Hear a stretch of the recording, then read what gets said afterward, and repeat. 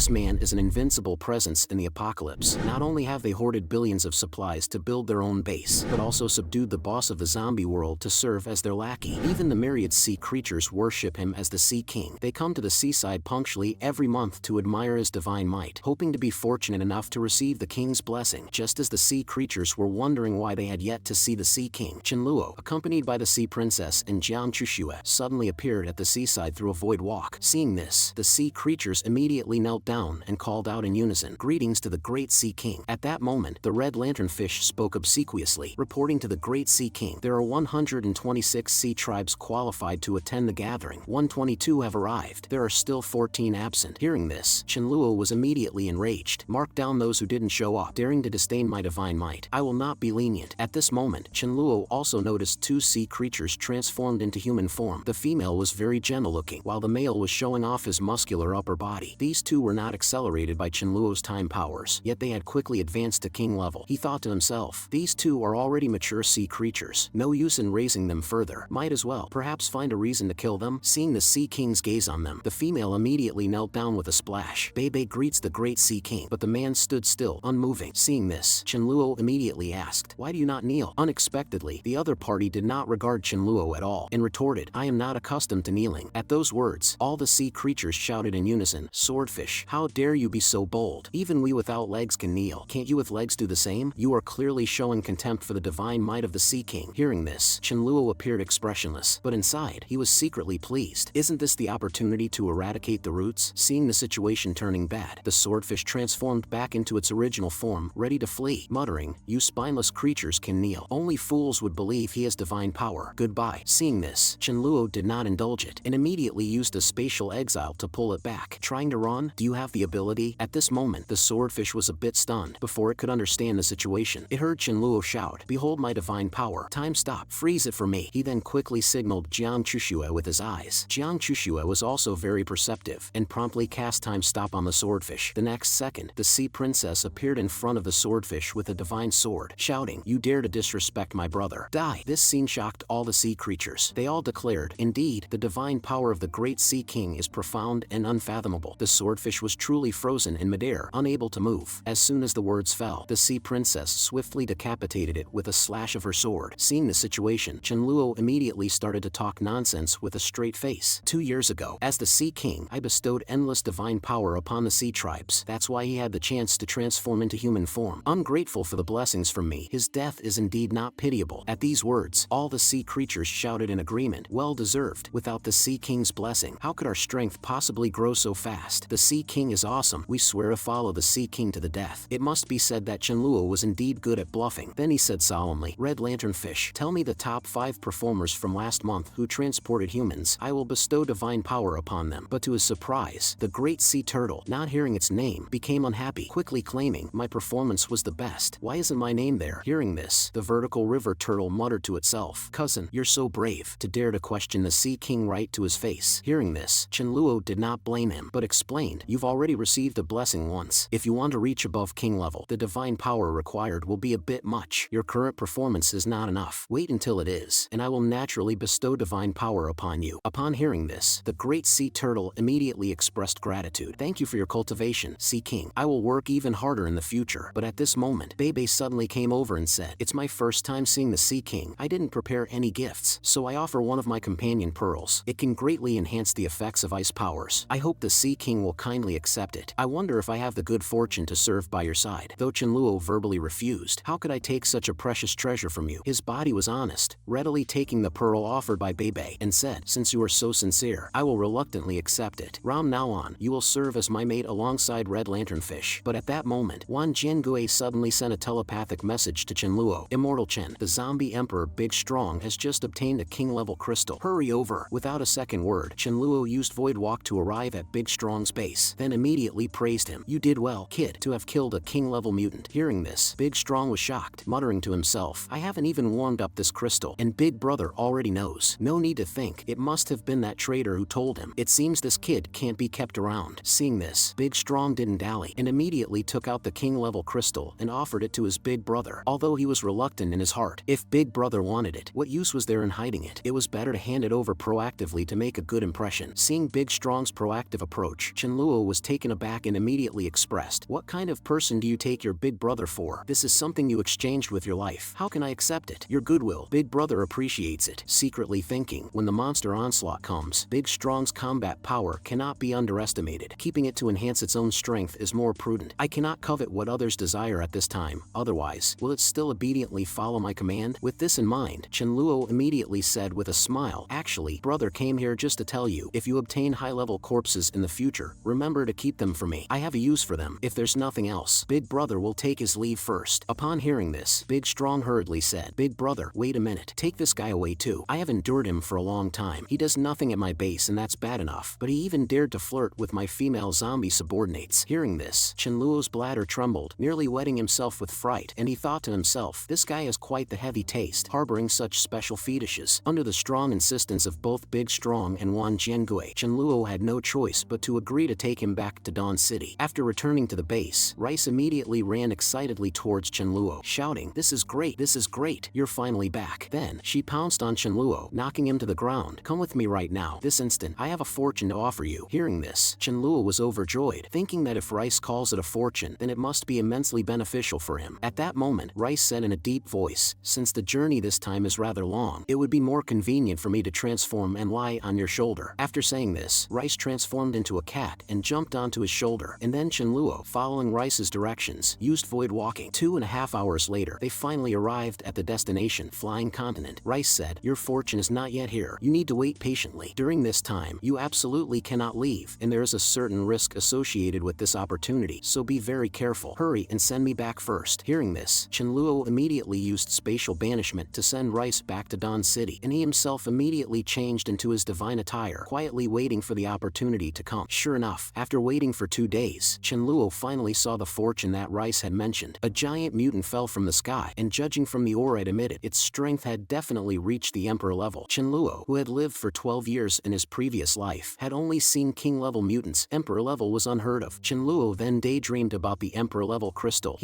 Rice, forever a god. This frightened the mutant zombie, which then turned its head towards Chenluo. "You've been behind me all this time. What do you want?" Hearing this, Chenluo grinned and said, "I just wanted to see what an Emperor level zombie looks like. Now that I have, it's nothing special." The mutant didn't waste words and immediately rose from the ground and shot towards him, then swung a claw at Chenluo, which he narrowly dodged with a leap. Before the mutant could react, Chenluo had already eerily teleported behind it, preparing to release the dimensional blade at close range. Unexpectedly, the zombie didn't retreat but raised its claw, ready to take him head-on. This shocked Chenluo, who was about to unleash his big move, thinking to himself, "If I insist on releasing the dimensional blade at close range, the instant it hits, I'll be pierced by its claw." Realizing this, Chenluo immediately stopped his motion and quickly used void walking to avoid the mutant's deadly strike. This terrified the mutant to no end. He hurriedly shouted, "How can a human be so fast?" But before it could finish its sentence, Chenluo quickly retaliated with a time-slowing technique on his opponent, while accelerating time for himself. After a back and forth in speed, the mutant's pace, in the eyes of Chenluo, seemed as slow as a snail, easily dodging the mutant's attack. Chenluo, in turn, unleashed the void sword. He then thrust it fiercely towards its brow. However, this strike did not deal a fatal blow to the Emperor-level adversary. Seeing this, Chenluo did not dally. Immediately, he swung another sword, severing one of its arms. At this moment, although Chenluo seemed to easily have the upper hand, his energy expenditure was actually quite significant. Time acceleration and time deceleration are both skills that continuously drain his special abilities. The battle had to be concluded quickly, otherwise, once his energy was depleted, escaping from an Emperor-level powerhouse would be quite difficult. With this in mind, Chenluo immediately took the void sword and advanced towards the mutant. This scared it witless. It hurriedly shouted, "Young hero, spare my life. Isn't conceding enough for you?" Then Chenluo coldly said, "Surrendering is fine. Leave your life behind." In the next second, a flash of cold light swept across its neck. Seeing this, Chenluo did not hesitate. He quickly stepped forward and created a brain hole in the creature. He muttered to himself, "No wonder Rice said she was giving me an opportunity. This time I've made a fortune. With this Emperor-level crystal, in 1 month I could advance to Emperor level. In this creature's body, I'll feed it to the enchanting tree. If it produces less than 6 king-level fruits, it would definitely be considered embezzlement by the enchanting tree." Afterwards, Chenluo immediately returned to base to begin absorbing the crystal. After 1 month of absorption, he finally reached the moment of advancing to Emperor level. The next second, a piercing agony instantly spread throughout his body, making him experience the feeling of worse than death. After enduring 2 minutes of torment, Chenluo finally exhaled in relief. Although the process of advancing to Emperor level was excruciating, he remembered clearly that it was still easier than in his previous life. Could it be that my advancement this life is not solely due to absorbing the crystal, but also partly due to consuming the fruits? Regardless, if I want to break through again in strength, the total number of king-level crystals and fruits needed would be at least in the thousands. Even if all the king-level powerhouses of the apocalypse were killed, it would not be half of what is needed. Let's not dwell on this matter for now. Today is the day of the marine life gathering. Let's head to the seaside first. As Chenluo made his sudden appearance, all the marine life began to call out in unison, "Greetings, Lord Sea King." Then Chenluo said in a deep voice,